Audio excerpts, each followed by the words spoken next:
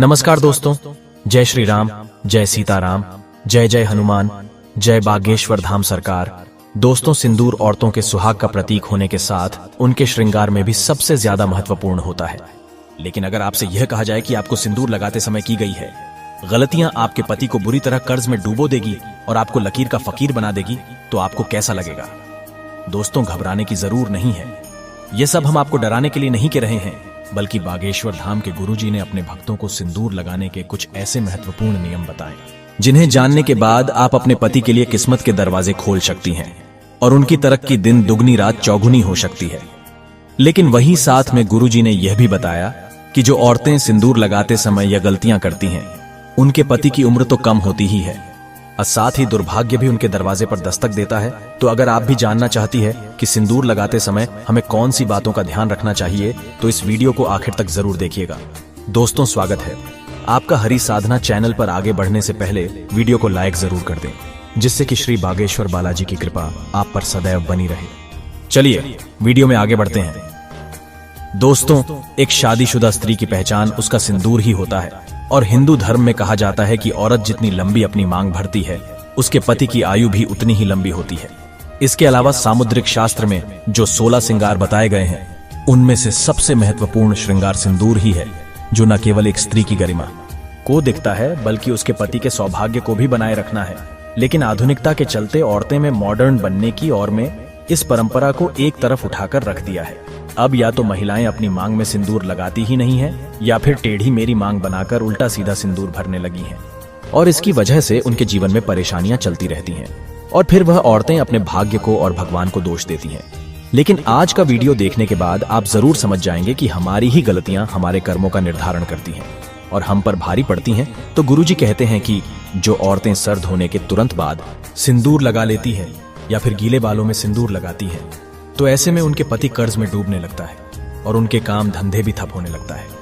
साथ ही आपको यह भी बता दें कि शास्त्रों के अनुसार गीले बालों में सिंदूर भरने से इसका प्रभाव महिलाओं के मन पर पड़ सकता है और उनके मन में बुरे बुरे विचार आ सकते हैं, और ऐसा करने से पति पत्नी के बीच लड़ाई झगड़ा और परिवार में क्लेश हो सकता है।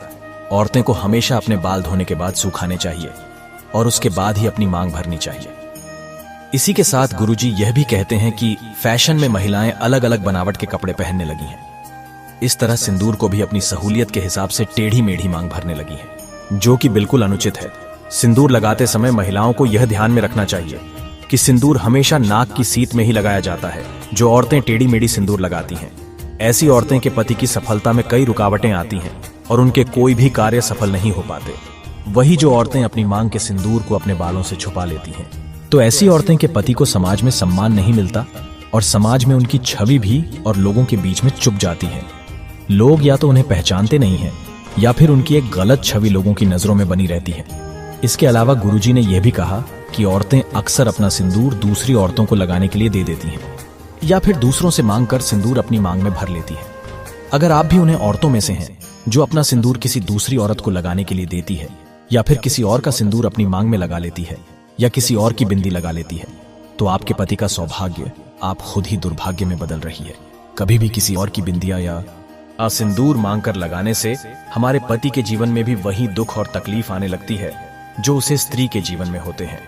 और अगर आप अपनी बिंदी और सिंदूर किसी और को लगाने के लिए देती हैं, तो इससे आप अपना सौभाग्य उसे स्त्री को खुद ब खुद दे देती है। तो इसीलिए आप अपनी किसी भी चीज को दूसरों को दे सकती है या दूसरों से मांग कर कुछ भी इस्तेमाल कर सकती हैं, लेकिन अपनी बिंदी और सिंदूर को किसी को देने और किसी से देने से पहले 1000 बार जरूर सोचिएगा। इसी के साथ दोस्तों, गुरुजी ने सिंदूर लगाते समय हमें किन बातों का ध्यान रखना चाहिए यह भी बताया। गुरुजी कहते हैं कि औरतें को हमेशा नाक की सीध में लंबा सिंदूर लगाना चाहिए।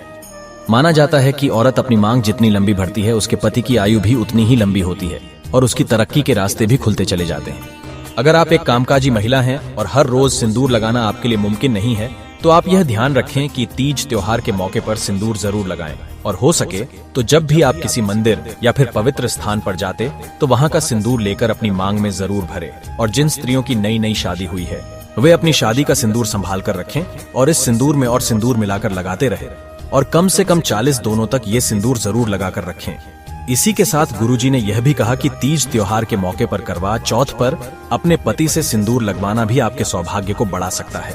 इसी के साथ महिलाओं को यह ध्यान रखना चाहिए कि सिंदूर लगाते समय अगर सिंदूर उनकी नाक पर गिर जाता है तो उनके पति की आयु बढ़ जाती है। वहीं अगर सिंदूर गलती से जमीन पर गिर जाता है तो इससे महिलाओं के जीवन में जरूर कोई ना कोई संकट आने वाला होता है। तो सिंदूर लगाते समय इन बातों का विशेष ख्याल रखना चाहिए। हमारे हिंदू धर्म में एक कथा प्रचलित है कि वनवास के बाद जब एक बार सीता माता अपनी मांग को सिंदूर से भर रही थी, तब हनुमान जी सीता माता के पास जाकर पूछते हैं कि माता आप यह क्या कर रही हैं? तब सीता माता ने हनुमान जी को बताया कि वह श्री राम की लंबी आयु के लिए अपनी मांग में सिंदूर भर रही है। इससे श्री राम प्रसन्न होते हैं। तब हनुमान जी ने सोचा कि अगर इतना सा सिंदूर लगाने से उनके प्रभु की आयु बढ़ सकती है तो क्यों ना वह अपने पूरे शरीर पर सिंदूर लगा ले। और तभी से हनुमान जी पर सिंदूर चढ़ाने की प्रथा बन गई। तो देखा आपने, अगर सिंदूर में इतनी शक्ति है कि वह भगवान की आयु बढ़ा सकता है तो इंसान की तो बात ही क्या है। तो दोस्तों, सिंदूर वास्तव में एक महिला के सौभाग्य से जुड़ा होता है, क्योंकि हर एक इंसान के भीतर ये 7 चक्र होते हैं और जो महिलाएं नियमित रूप से सिंदूर लगती हैं उनका 7वां चक्रीय यानी कि आज्ञा चक्र बिना किसी महंत के तपस्या के एक्टिवेट हो जाता है। और जब किसी व्यक्ति का आज्ञा चक्र जागृत हो जाता है तो उसे परिस्थितियों भांपने की शक्ति मिल जाती है। तभी तो महिलाओं को आगे होने वाली घटनाओं का अंदाज बाकी लोगों से पहले हो जाता है। आपको बता दें कि बड़े बड़े तपस्वियों को अपने आज्ञा चक्र को जागृत करने के लिए गहन तपस्या करनी होती है। वही महिलाएं अपना आज्ञा चक्र केवल अपनी मांग में सिंदूर लगाकर ही जागृत कर सकती हैं। वही विवाहित के लिए तो सिंदूर न केवल उनके सौभाग्य बल्कि सुहाग का भी प्रतीक है। और वह स्त्रियां अपने पति के हृदय में एक विशेष जगह भी प्राप्त करती हैं, जो अपने पति के नाम की मांग हर रोज भरती हैं। तो दोस्तों, औरतें को यह हमेशा ध्यान रखना चाहिए कि सिंदूर न केवल उनके पति की आयु लंबी करता है बल्कि उनकी चेतन शक्ति को भी जगा देता है। तो सिंदूर लगाना न केवल उनके पति के सौभाग्य से जुड़ा है बल्कि स्त्रियों की मानसिक शांति से भी जुड़ा है। हर रोज सिंदूर लगाने वाली स्त्रियों का मंगल मजबूत रहता है। तो उम्मीद करते हैं कि गुरुजी के बताए हुए मांग भरने की यह नियम आप जरूर अपनाएंगे। अगर आपको यह वीडियो अच्छी लगी हो तो वीडियो को लाइक जरूर कर दीजिएगा और कमेंट बॉक्स में जय श्री राम, जय बागेश्वर धाम सरकार, जय हनुमान, जय सीताराम जरूर लिखें और इसे ज्यादा से ज्यादा शेयर करके बाकी लोगों तक भी पहुंचाएं। तो मिलते हैं अगली वीडियो में, तब तक आप अपना ध्यान रखें, स्वस्थ रहे, सुरक्षित रहे। धन्यवाद।